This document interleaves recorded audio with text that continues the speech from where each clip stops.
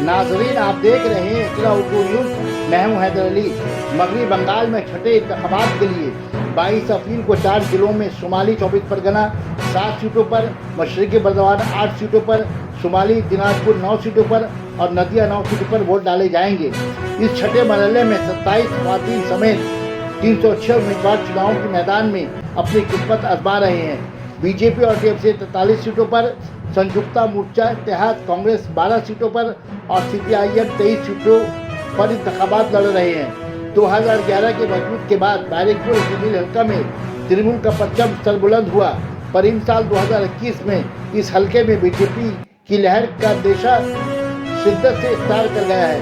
मुकुल राय और अरविंद सिंह के साथ साथ तृणमूल उम्मीदवार शीलभद्र दत्ता की वफादारी बदलकर बीजेपी में शमूलियत के बाद तृणमूल के लिए चैलेंज बना हुआ है। अब तक इस सीट पर बराह रास्त इक़्तिदार की जंग तृणमूल उम्मीदवार और सीपीएम के साथ रहा है, पर 2021 के चुनाव के लिए यहाँ ट्रायंगुलर मुकाबला राय की उम्मीद है।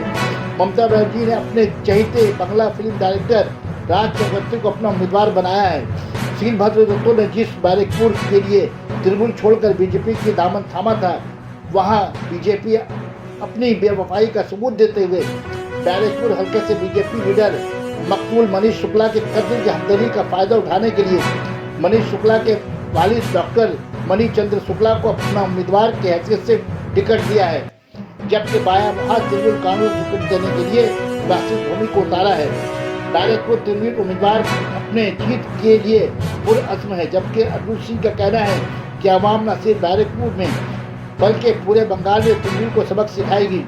जबकि बायां मुहाज उम्मीदवार देवाशीष भौमिक मजदूर की मांग को लेकर अपनी जीत का उम्मीद लगाए हुए हैं। कहीं ऐसा न हो कि बीजेपी और तृणमूल की लड़ाई में देवाशीष चक्रवर्ती को फायदा पहुंचे। कल के होने वाले बैरकपुर असेंबली चुनाव में अवामी ये तय करेगी कि कौन बैरकपुर तख्त का वारिस बनेगा।